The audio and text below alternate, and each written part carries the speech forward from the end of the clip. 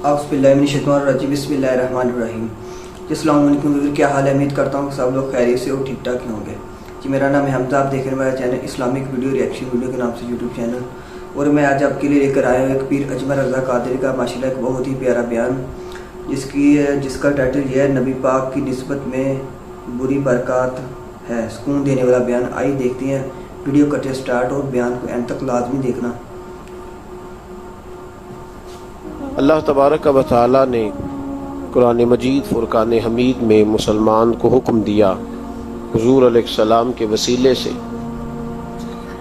फरमाया कि जहाँ जिस जगह खड़े होके हज़रत इब्राहीम अलैहिस्सलाम बैतुल्लाह शरीफ की तामीर करते रहे, एक पत्थर था जो आज भी बैतुल्लाह शरीफ में महफूज है, उसको मकाम इब्राहीम कहा जाता है। वहाँ हज़रत इब्राहीम अलैहिस्सलाम के मुक़द्दस कदमों के निशानात भी आज मौजूद हैं।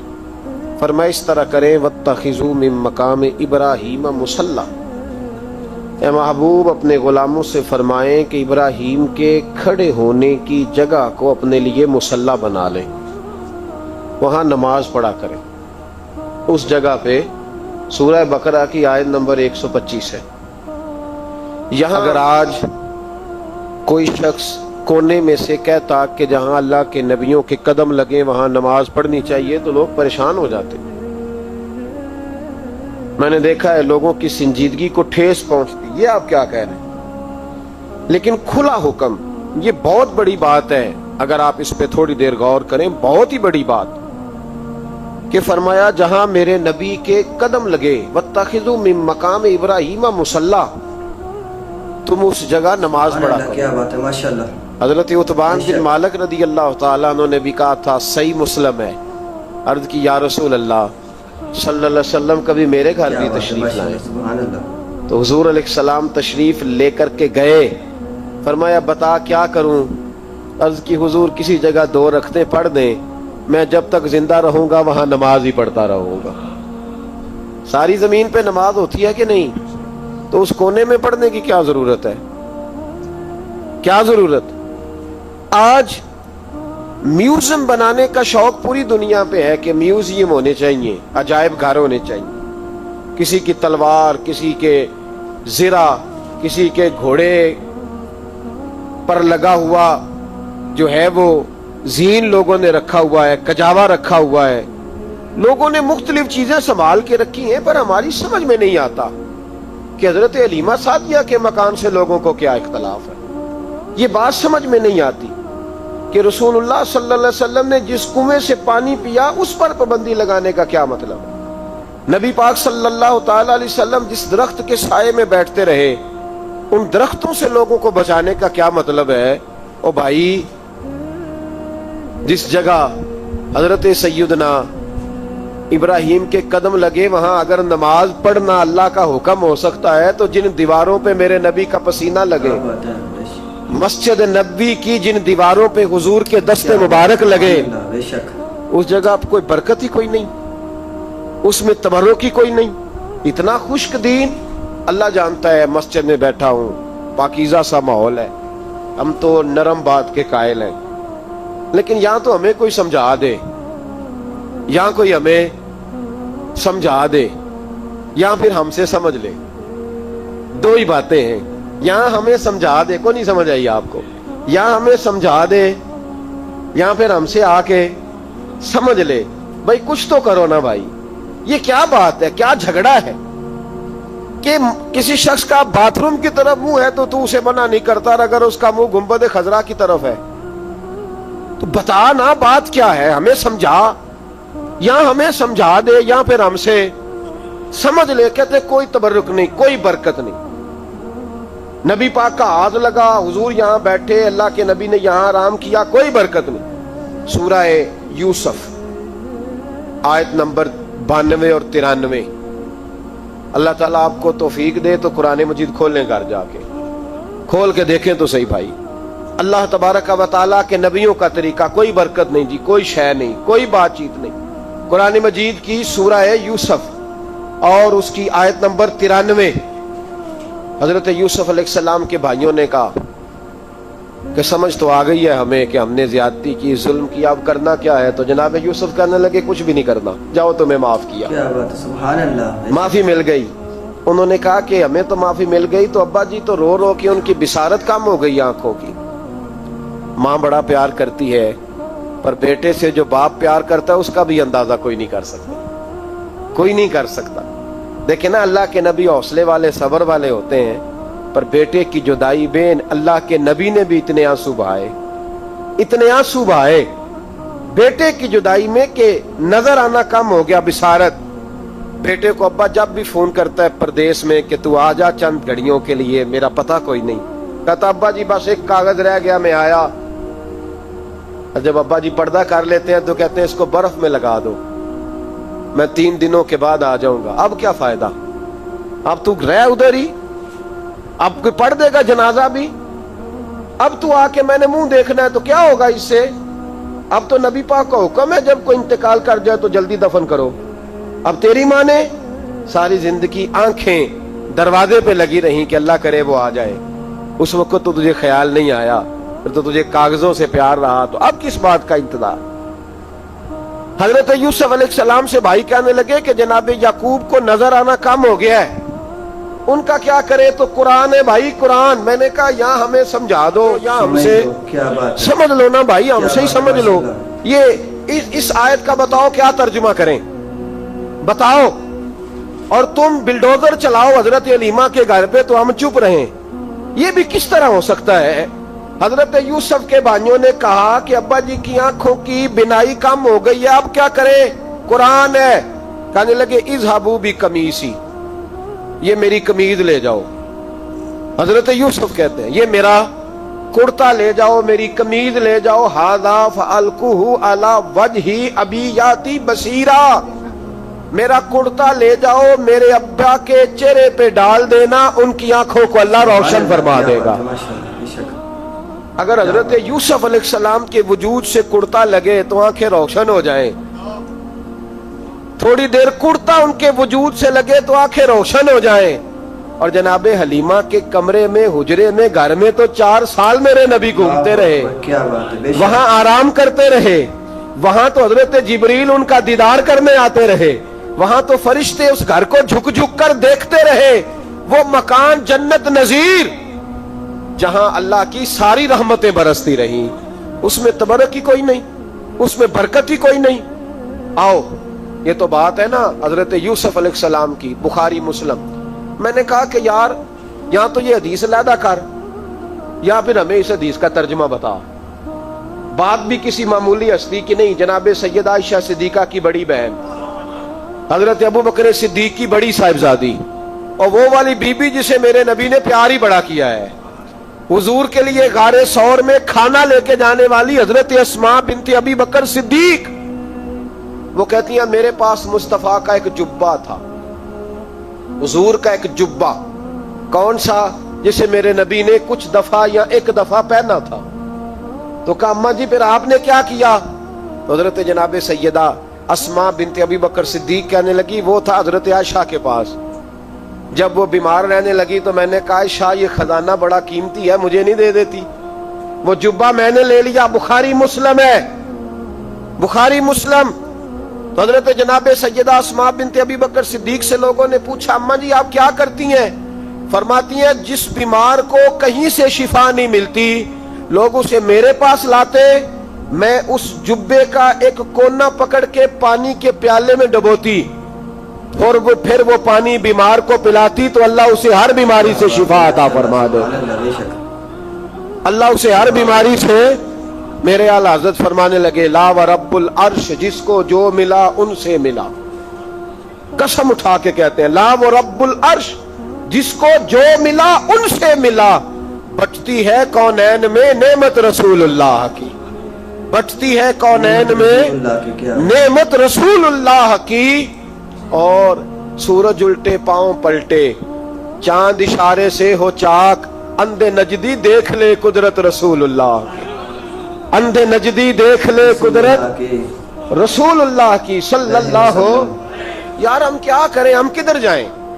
تو خطبہ پڑھتا ہے وہاں بیٹھ کر کے یہ ادھر نہ جاؤ، کوئی برکت نہیں، معافی برکت، ادھر ہم کیا کریں؟ اچھا یہ تو بات تھی نا شفا کی، حضرت سہل بن سعد رضی اللہ تعالیٰ، یہ بھی بخاری ہے، یہ بھی بخاری ہے۔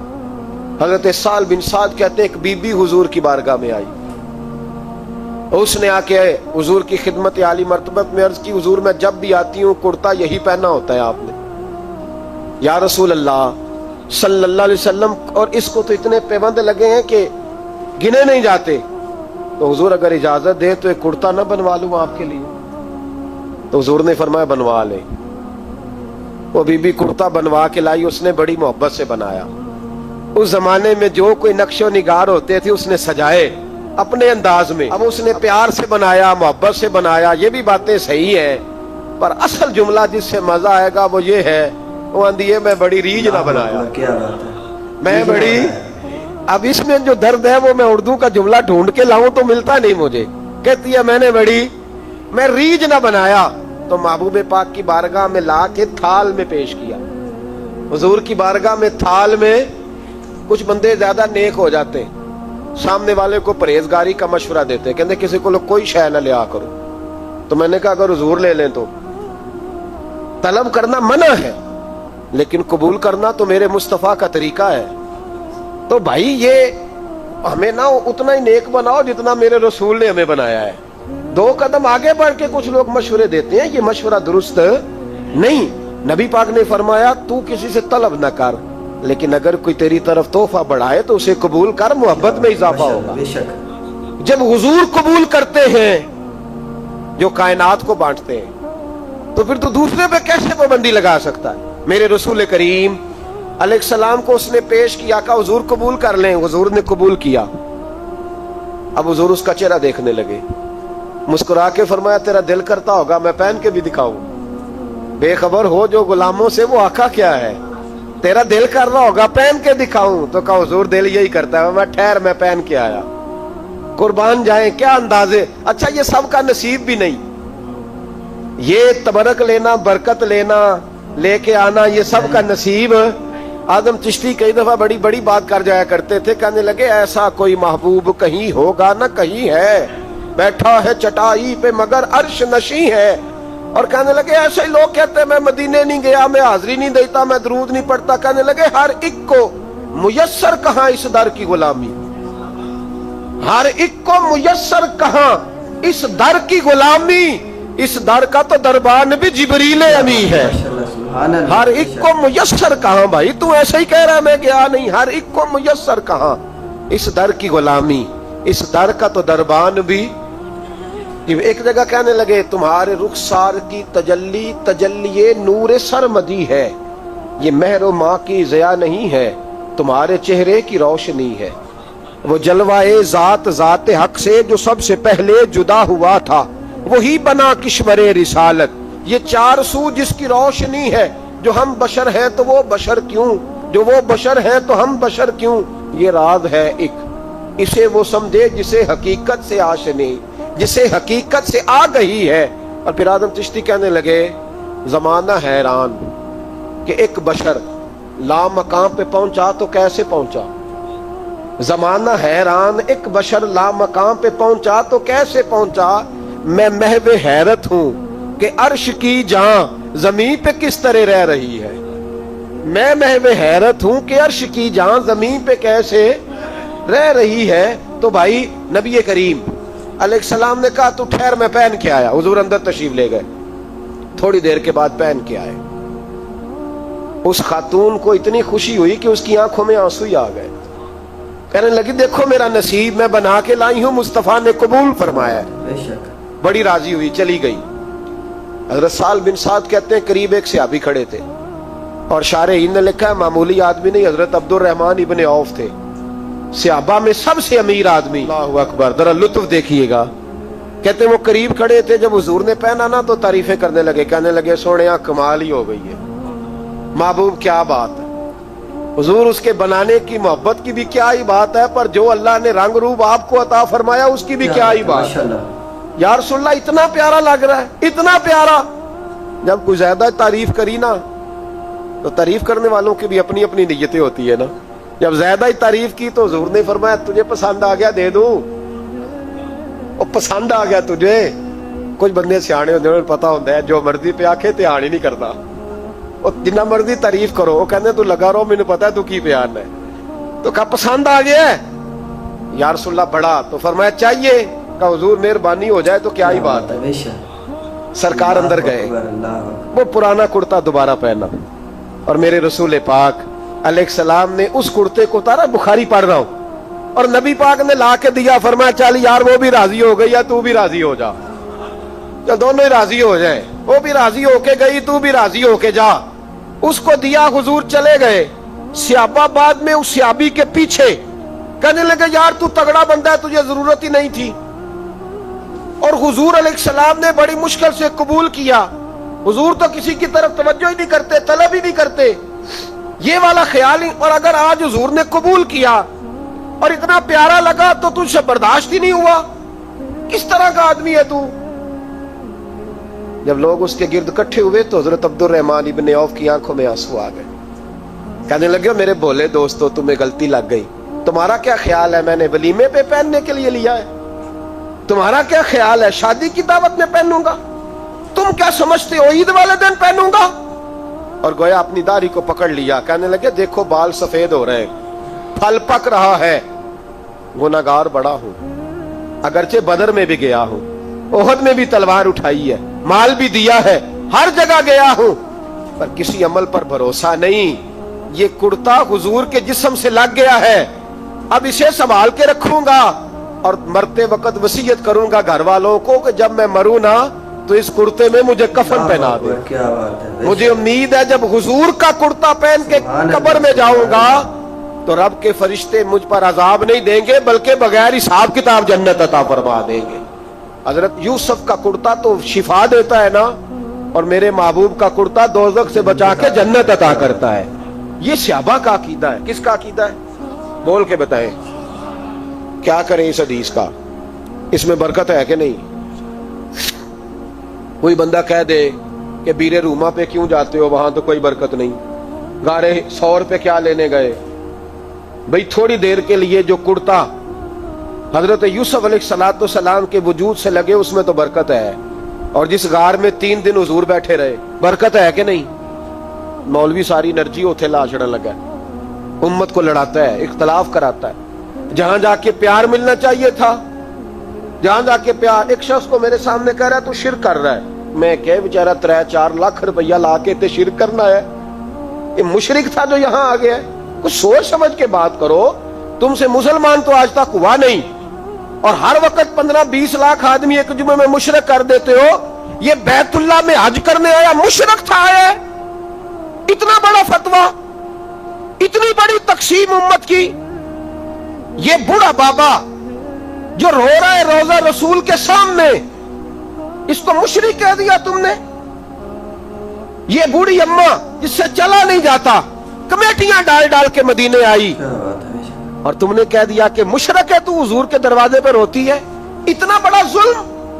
याद रखो, अगर सहाबा हुजूर के कुर्ते का धोवन पिए तो उन्हें शिफा मिले तो शिरक नहीं होता, बल्कि बरेली के इमाम कहते हैं जिसके तलवों का धोवन है आबे हयात, कहते हैं हमेशा की शिफा मिलेगी, आबे हयात, मौत ही नहीं आएगी। जिसके तलवों का धोवन है आबे हयात है, वो जाने मसीहा हमारा नबी। और फरमाने लगे जिसकी 2 बूंद है कौसर व सलसबील, 2 बूंद मिल जाए ना हुजूर के तो इतनी बड़ी नहर बनती है जिस तरह कौसर की नहर हो। और चलता सलसबील कहते हैं जो चलता रहे। कहने लगे जिसकी 2 बूंद है कौसर व सलसबील है, वो रहमत का दरिया हमारा नबी है, वो रहमत का दरिया हमारा। जी भी आपको पीर रज़ा कादरी का माशाल्लाह बहुत ही प्यारा बयान कैसा लगा, जैसे कि वो अपने बहुत ही प्यारे अंदाज में हुज़ूर पाक सल्लल्लाहु अलैहि वसल्लम की ज़िंदगी के बारे में बता रहे थे कि कैसे ज़िंदगी गुजारनी चाहिए। माशाल्लाह बहुत ही प्यारा बयान था। और अल्लाह पाक हमें भी हुज़ूर पाक सल्लल्लाहु अलैहि वसल्लम की तरह सादगी ज़िंदगी गुजारनी चाहिए, उन पर अमल करना चाहिए, उनके बताए हुए रस्तों पर जिन कामों से उन्होंने कहा वो करना चाहिए, और जिन कामों से रोका गया उन पर हमें लोगों ने कुछ तौफीक है। बाकी अगर आपको ये बयान कैसा लगा, माशाल्लाह बहुत ही प्यारा बयान था। और आप ऐसे डेली ڈیلی بیس پر بیان سننا چاہتے ہیں تو میرے چینل کو سب سے پہلے سبسکرائب کر لیں، پھر دوستوں کو شیئر بھی کریں گے، ان لوگوں کو بھی سننے کا موقع ملے. اور باقی اگر ویڈیو اچھی لگی ہے تو ویڈیو کے نیچے سے اپنا کمنٹ لازمی کر دیا کریں کہ بیان کیسا لگا، حاضری لازمی اپنی لگوا دیا کریں. اور ایسی نیو ویڈیو ملتے ہیں، دعا میں یاد رکھنا. اللہ حافظ.